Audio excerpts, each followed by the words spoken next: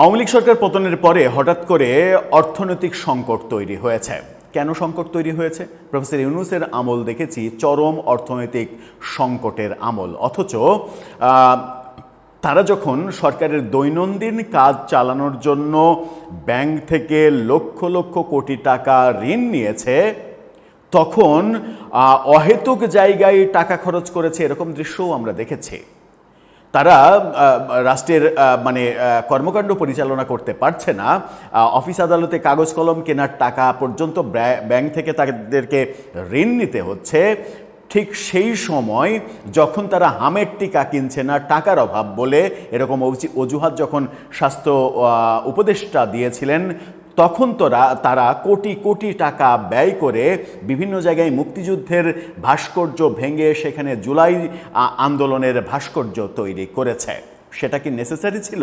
নাকি নেসেসারি ছিল হামের টিকা কেনা, যেখানে জীবনের প্রশ্ন আছে এবং যার পরিণতিতে আমরা দেখেছি 700-র বেশি শিশুর মৃত্যুর ঘটনা ঘটেছে এই বাংলাদেশে। সেই সংকটটা এখনো অব্যাহত রয়েছে, অর্থ সংকট।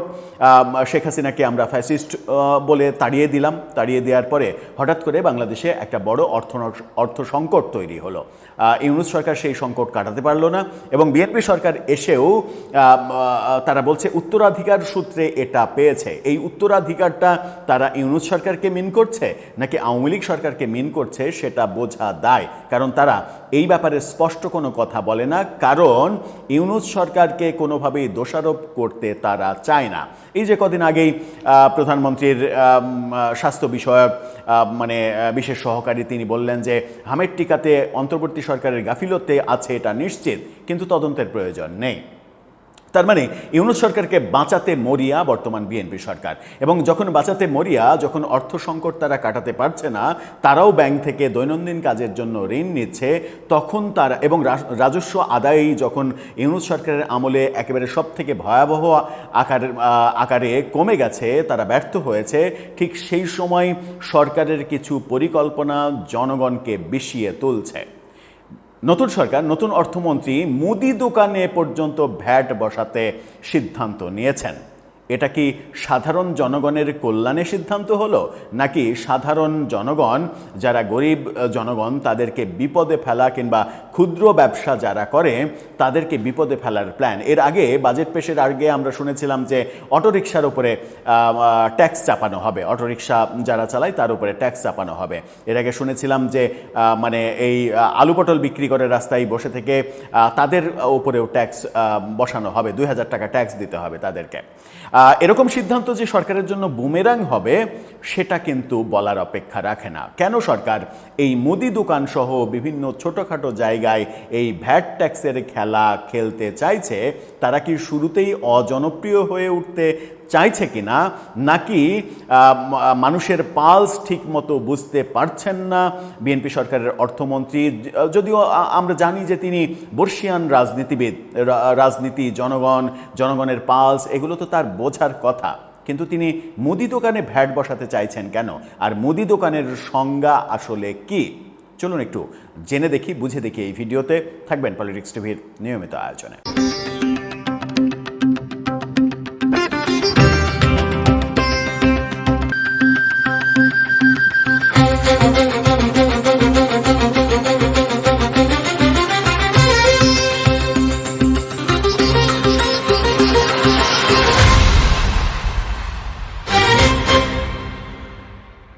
দর্শক, বলছিলাম মুদি দোকানেও ভ্যাট বসানো হচ্ছে। মুদি দোকান সহ এরকম ছোট ছোট 16টা জায়গায় 16টা ব্যবসার উপরে ভ্যাট বসানো হয়েছে। এখন আপনি মুদি দোকানে যাবেন, 1 কেজি চিনি কিনবেন, সেই 1 কেজি চিনি কিংবা হাফ কেজি চিনি কিংবা 1 কেজি আলু কিনবেন। আলু কিনলে আপনাকে ভ্যাট দিতে হবে, হ্যাঁ, এবং সেই ভ্যাট সংগ্রহ করার দায়িত্ব মুদি দোকানদারের। ব্যাপারটা একটু বেশি হাস্যকর হয়ে গেল না? কারণ আপনি যে চিনির ওপরে, চিনিটা খুচরা বিক্রির জন্য মুদি দোকানের ওপরে ভ্যাট বসাতে চাইছেন, সেই চিনির ওপর চিনির কোম্পানির কাছ থেকে কি আপনি ভ্যাট ট্যাক্স গ্রহণ করছেন না?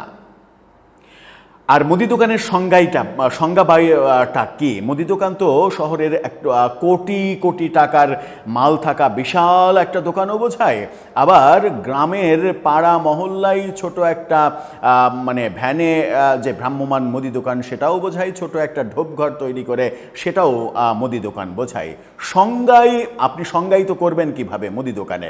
ওই গ্রামে যে মোটামুটি 2000-5000 টাকা পুঁজি নিয়ে যে ছেলেটা ব্যবসা করছে মুদি দোকান দিয়ে, হয়তো একটু মানে 5 কেজি চাল এনে বিক্রি করে, কিংবা 5 কেজি আলু এনে বিক্রি করে, 2 কেজি পেঁয়াজ এনে বিক্রি করে, তার উপরেও ভ্যাট ট্যাক্স বসাবেন? কি বলছেন তিনি? সমকালের এই শিরোনামটা দেখে নিন। মুদি দোকান সহ 16 ব্যবসা খাতকে সুনির্দিষ্ট করের আওতায় আনার পরিকল্পনা। অর্থমন্ত্রী সংসদে এই তথ্য সম্প্রতি জানিয়েছেন।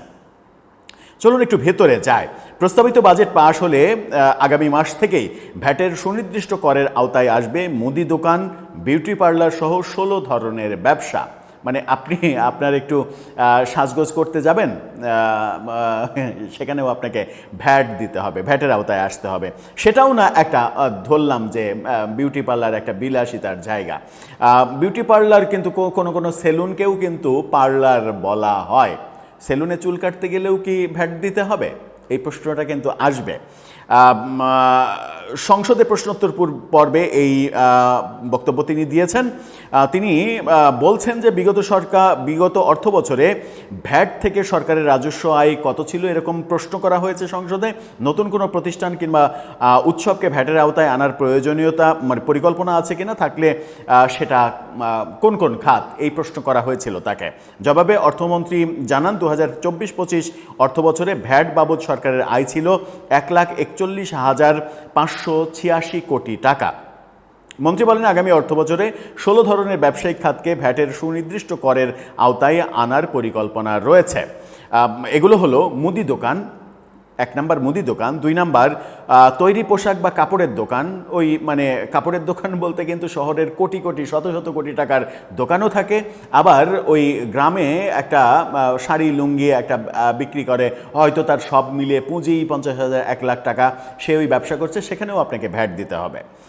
এরপরে আছে 3 নাম্বার কনফেকশনারি, যেখানে মানে ওই বিস্কিট চানাচুর বিক্রি হয়, সেটাও আবার সংজ্ঞায়িত করার একটা ব্যাপার আছে যে ছোট্ট একটা মোড়ের কনফেকশনারি, সেখানেও কি সেটা অ্যাপ্লাই হবে? বড় একটা ব্র্যান্ড কোম্পানি হলে সেটা ভিন্ন কথা, কিন্তু ছোট যেটা মানে এই ছোট একটা পুঁজি নিয়ে বিস্কিট চানাচুর বিক্রি করছে, সেটাও তো কনফেকশনারি, সেটাও কি হবে? এরপরে আছে কসমেটিক্সের দোকান, সেটাও আবার মানে প্রশ্ন আছে। কসমেটিক্সের যেমন ব্র্যান্ডের দোকান রয়েছে, আবার ছোট্ট একটা গ্রামের একটা দোকানেও কসমেটিক্স বিক্রি করে, কোনটাকে আপনি নির্ধারণ করবেন? এরপরে রয়েছে প্লাস্টিকের সিরামিকের গৃহস্থালী পণ্য ও জুতার দোকান, হার্ডওয়্যার পণ্যের বিক্রেতা, ডেকোরেটার্স গ্রামের ডেকোরেটরের দোকানগুলো হয়তো এবার বিপদে পড়ল। Art, mobile phone, AC, fridge, oven ও ইলেকট্রনিক পণ্যের বিক্রেতা, এটা ঠিক আছে। মোবাইল ফোন, এসি, ফ্রিজ এগুলো মানে বিলাসিতা সামগ্রী, সেইখানে হয়তো ঠিক আছে। 9 নাম্বার পেইন্ট ও হার্ডওয়্যার, স্যানিটারি ফিটিংস। 10 নাম্বার টাইলসের দোকান। 11 নাম্বার ঢেউটিনের দোকান মানে টিন ব্যবহার করে কারা? গরিব মানুষ টিন ব্যবহার করে, সেই টিন কিনলে আপনাকে ভ্যাট দিতে হবে, খুবই ভালো কথা। 12 নাম্বার রড সিমেন্টের দোকান। এতে করে যেটা হবে সেটা হচ্ছে মানুষের মানে নির্মাণ ব্যয় বেড়ে যাবে, এটাও হয়তো বলা যেতে পারে যে এটাও বড় লোকের সামগ্রী হলো। মিষ্টান্ন ভাণ্ডার, গ্রামের যে মিষ্টির দোকানটা আছে তাকে ভ্যাট দিতে হবে এবার, সেখানে আপনি মিষ্টি কিনলে মিষ্টির উপরে ভ্যাট যুক্ত করে মিষ্টির দোকান টাকা নেবে।